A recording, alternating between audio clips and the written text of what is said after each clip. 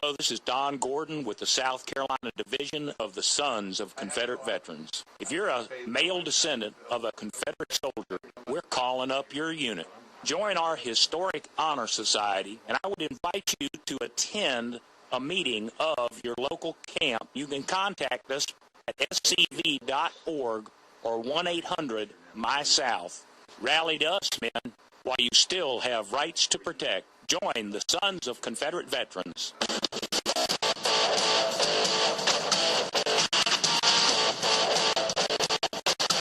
I want to welcome everybody back to the Radio Free Dixie Show. This is Don Gordon.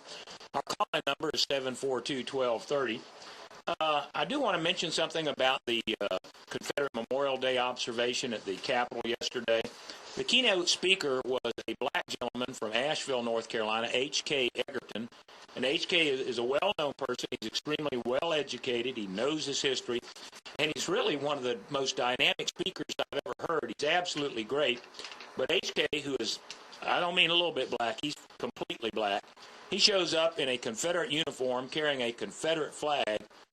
And he gets up there and he says that, you know, the people that are against this flag are doing so through because of 140 years of miseducation. And I think that is absolutely correct. He said, I have found the keys of brotherhood. He said the key to brotherhood is the Christian cross of St. Andrews, meaning the Confederate battle flag. And like I mentioned, we did have a security guard from the old AT&T building, whatever it's called now, who came out on the edge of their property across the street and in uniform with his white shirt and his badge, and was hollering at the top of his lungs while we're over there having a prayer for 20,000 South Carolinians who died in defense of this state. And, you know, that's one thing to realize. That Confederate monument on the Capitol grounds, it is not a monument to the Confederacy. It's not even a monument to the Confederate soldier. It's strictly a monument to the almost 20,000 men who died to stop an invasion. And make no mistake, people might want to, you know, talk about why the South was fighting. Ed, if you're out there, feel free to call in. But the fact was we were being invaded. That's why we were fighting. We didn't have a chance to get into any debate societies and, you know, hash out ideas and brainstorm and this, that, and the other. We had an army that was bent on invading the South and burning down our cities. And more than anything else, they really wanted to take our factories and mills and destroy them so that they could not compete with the factories and the mills in the North, because this was really a war that was fought over economics. The North, you know, being cold and a bad place, and as a matter of fact, while we're on that, South Dakota in May just had 4 feet of snow. Read my lips, move south. At any rate, the North was not as prosperous as the South, and they were quite jealous. And prior to the war between the states, they had actually been funding a lot of pork barrel projects up north by taxing the southern states only. They had passed laws that only affected the cotton exporting states, which were few in number. And prior to the war between the states, Virginia, North Carolina, South Carolina, and Georgia were providing 87% of the federal budget through a 15% tax on cotton, and through the Morrill Tariff Bill, which had passed right before Lincoln went into office. They were going to raise that 15% to 47%. So, you know, Lincoln had been up there campaigning, saying that he would do unconstitutional things if he was elected. And, you know, that's what we were struggling against. We were not going to let people who were misusing our governmental system, and that's what the northern states were doing.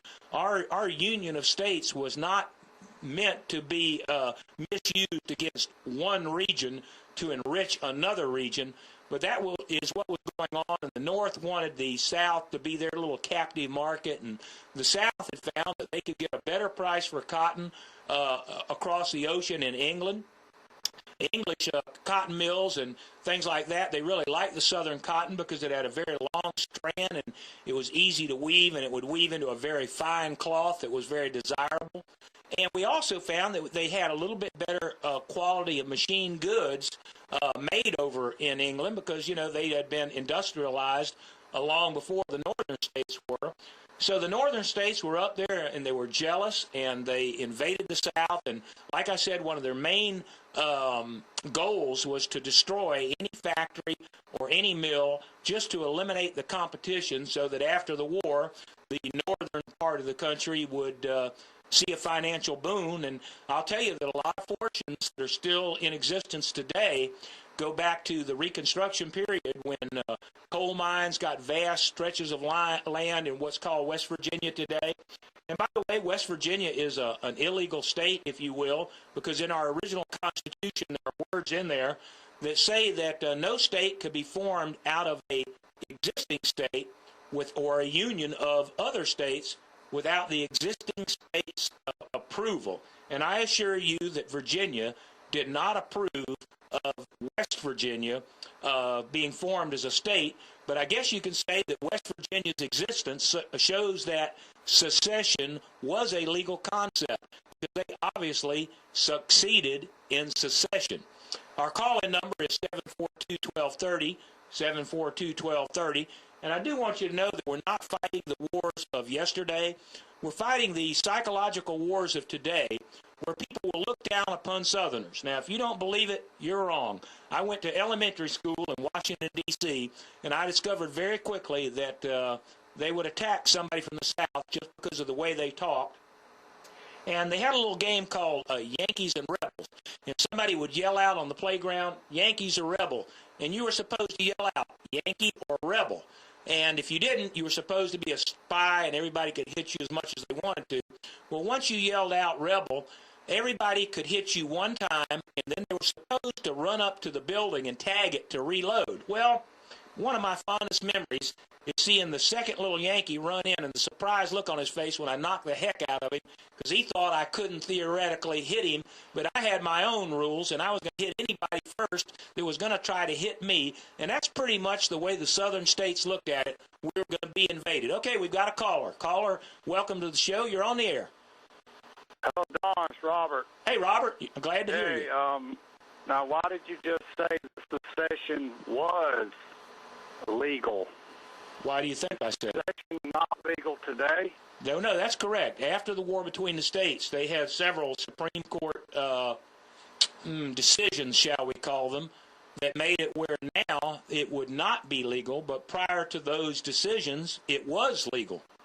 It's not legal today. Doesn't mean it wouldn't be right, but it's not legal. Okay, I don't agree. I think it's still legal for under the Constitution. The Declaration of Independence still applies. And you know all the destruction that the Federals have caused. How can you today say we should stay in the Union? All right, thank you for that thought, Robert.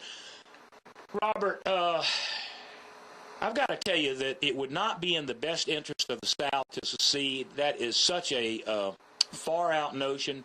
We would have to defend ourselves from the northern states.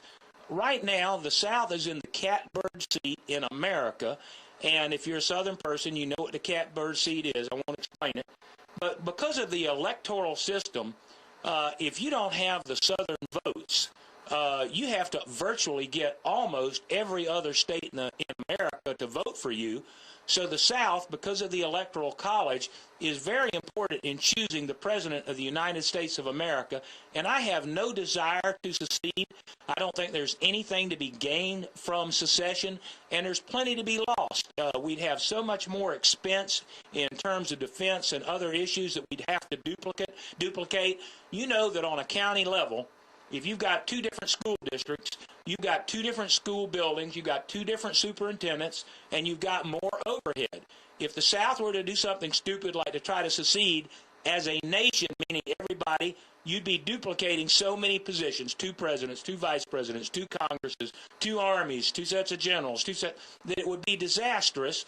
And we have to be unified not only as a nation but also as a people, because we have some very serious struggles coming up ahead of us because our dollar is declining to where we're no longer the world financial power that we were. We're still probably the most important financial power in the world, but not like we were before. And we're going to have to get very competitive. one of the problems in America is we really don't have enough babies. I saw on television this morning that of the 31 industrialized nations, the United States of America has the smallest percentage of young people of any of the 31 countries, and that's one of our major problems, and I think that's one reason that some of our officials turn a blind eye to illegal immigration, which is something I wish they would not turn a blind eye to. Whatever number of immigrants we need, we should not be getting so many of them from one country. There's lots of people in Europe and Eastern Europe and other parts of the world that would like to come to America, but they can't swim that far. Our call-in number is 742-1230. I do appreciate the call, Robert, but I disagree with the concept very much. I am proud to be an American, and I think these people are doing the best that they can up there. I do want everybody to know that you should be joining the Sons of Confederate Veterans. We do not believe in secession. We say the Pledge of Allegiance at every meeting, and we really mean it. We try very hard to be good citizens. We see it as a responsibility and a duty, and we're trying to help, provide a role model for other people. And I think that the South is the best hope for America, and South Carolina is really the best hope of the South. Everybody that's listening to this, I'll tell you, South Carolinians are actually a little bit different than people in New Jersey. It's not just that they live in a colder place. It's a whole different deal. There's more churches down here. There's more family connections. And people from up north, they're a lot more likely to move away to like California and that kind of thing. Southern people tend to grow up and rear their children close to where they were born. They have very strong family connections, and it's an entirely different mindset.